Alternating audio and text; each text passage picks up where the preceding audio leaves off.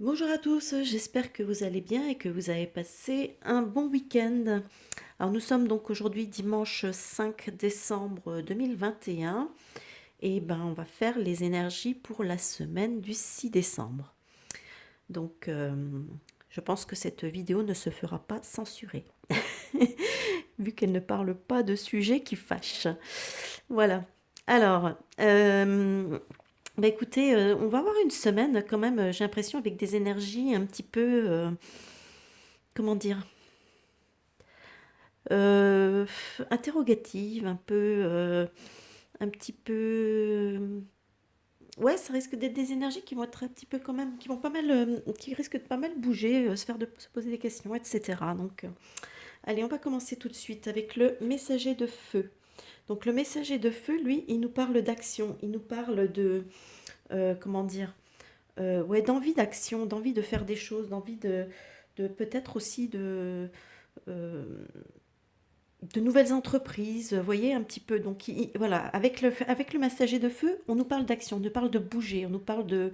il y a rien de statique, au contraire. Voilà, donc là, on nous parle d'action, d'aller dans l'action. Quel que soit le domaine dans lequel vous avez envie de faire des choses, voilà, on nous encourage, ça nous dit que oui, voilà, il y a envie de faire des choses, il y a envie de bouger, de créer aussi, hein. Il y a un côté créatif aussi, donc voilà.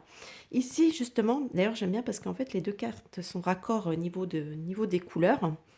Euh, c'est la question, c'est le pourquoi.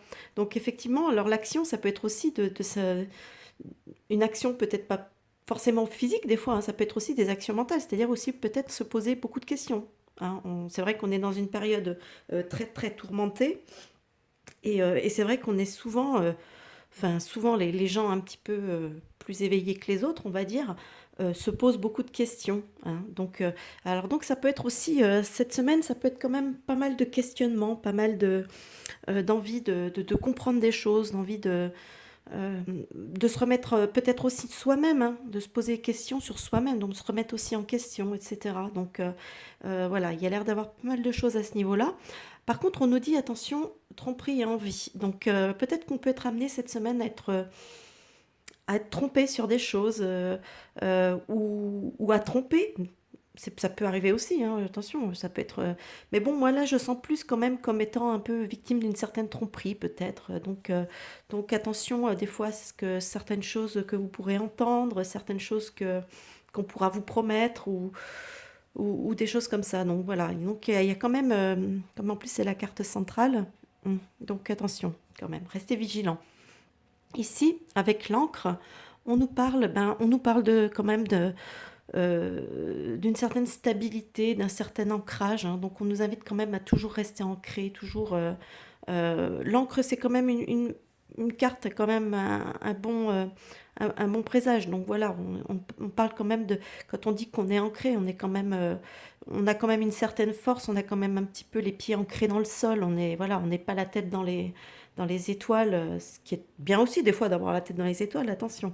Mais il faut quand même, voilà, c'est le fait de rester ancré au sol, ça nous permet quand même de garder une certaine tête froide aussi par rapport à certains événements, à pouvoir mieux les gérer.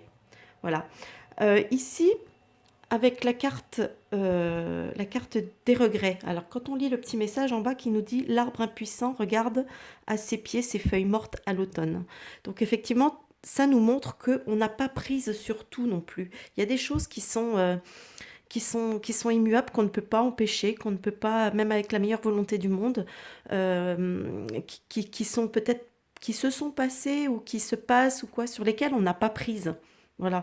Donc le mieux, à la limite, ben, à la limite le constater, éviter de trop plonger en arrière avec les regrets et au contraire continuer un petit peu ben, à avancer parce que de toute façon, c'est pas parce qu'on va revenir sans arrêt, ressasser sans arrêt des choses qu'on va les faire changer. Donc, autant se dire, bon, ben voilà, ça c'est comme ça, machin, on avance et on va essayer de, quand même, malgré tout, ne pas se laisser peut-être déstabiliser, parce que l'encre, c'est aussi, hein, comme là je vous disais, la stabilité. Donc, on va pas perdre cet ancrage.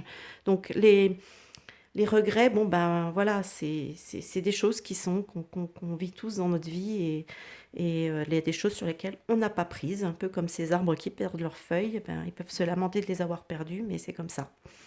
Voilà. Alors ici, nous avons l'oracle d'ombre et de lumière, des êtres de l'ombre et de lumière, pardon, qui nous parlent des fantômes du passé. Le passé réapparaît. Ah, ça c'est intéressant aussi. D'ailleurs, c'est marrant parce que ça vient juste après la carte regret. Donc quelque part, on pourrait lui trouver une petite corrélation quand même, hein. Donc c'est vrai que ça nous dit quand même que il faut savoir aussi peut-être faire la paix justement avec nos fantômes du passé, hein. Encore une fois, il est question de, bah oui, on peut avoir des regrets, on peut avoir, se reprocher d'avoir mal agi peut-être sur certaines choses ou d'avoir encaissé peut-être des choses un peu difficiles. Donc en gros, ce que cette carte nous dit, elle nous dit, ben voilà, il est peut-être temps de soit de se pardonner à soi-même, soit de pardonner éventuellement à ceux qui ont pu nous causer du tort. Attention, quand je dis c'est pas une invitation non plus à se faire marcher sur les pieds, hein. Hein, mais simplement ne pas ressasser les choses peut-être du passé. Alors même s'il y a peut-être, je sais pas, peut-être un événement ou des événements dans la semaine qui vont peut-être vous amener à repenser à des choses vécues et peut-être sur lesquelles ça sert à rien de se manger le foie. Je crois que euh, il faut apprendre de son passé, hein. De toute façon, il faut apprendre des expériences vécues. Et c'est un peu cette carte, elle est un peu en train de nous dire ça. Ici, on va passer au message des guides, hein. Comme d'habitude, je vais vous le lire parce que c'est plus simple pour moi, parce que comme ça, il est complet. Alors, les guides, donc c'est créativité, et le guide de la créativité. Donc, on parle de création là. Vos guides de la créativité vous rappellent qu'une vie faite de créativité n'est jamais sans risque. Cessez de vous demander avec inquiétude si vous avez fait le bon choix et dites-vous que c'est une occasion comme une autre d'exploiter votre créativité.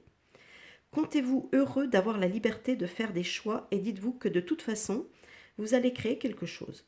Si vous n'aimez pas le résultat, recommencez à neuf dans une nouvelle direction en espérant qu'elle soit plus satisfaisante. Vos guides de la créativité vous invitent à cesser de voir la vie en noir et blanc, de vous imaginer que c'est vous ou l'autre, tout ou rien. Vous êtes un esprit créatif, indépendant de ce qui se passe ailleurs dans votre vie. Ayez du respect pour ce que vous créez et apprenez à l'apprécier. Peu importe si c'est bon, mauvais ou ni l'un ni l'autre. Tout ce que vous faites est le fruit de votre créativité. Valorisez ce que vous aimez de vous et oubliez le reste.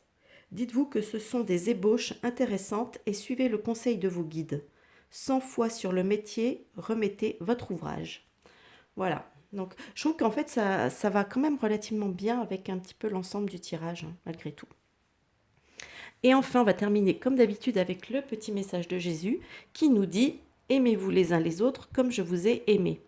Donc, en ces temps un peu troublés où on essaye justement de nous diviser, de nous monter les uns contre les autres, je crois que c'est un message qu'il faut vraiment appliquer, quoi. Parce que c'est vrai on a très facile de se laisser monter un petit peu parce que voilà, la situation actuelle est stressante, est énervante. On voit tous ces gens qui roupillent, qui obéissent aveuglément.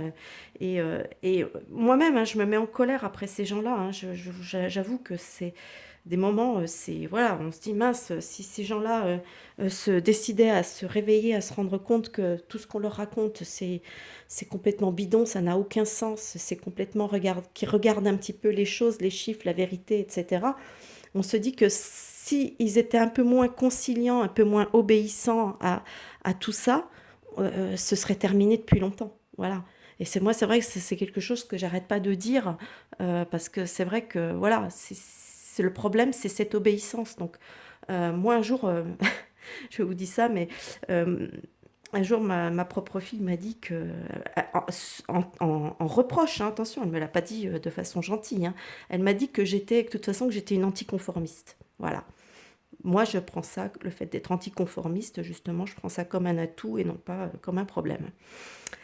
Donc voilà, bah écoutez, on va en terminer avec les énergies du week-end de la semaine. Ah oui, non, le week-end, il est fini, hélas. Mais bon, donc pour les énergies de la semaine, on va en finir là. N'hésitez pas donc à me dire ce que vous en pensez dans les commentaires, hein, à lâcher des petits pouces vers le haut, c'est super important pour le référencement. Euh, et puis moi, je vous souhaite un bon visionnage et je vous dis à une prochaine vidéo. Bye bye!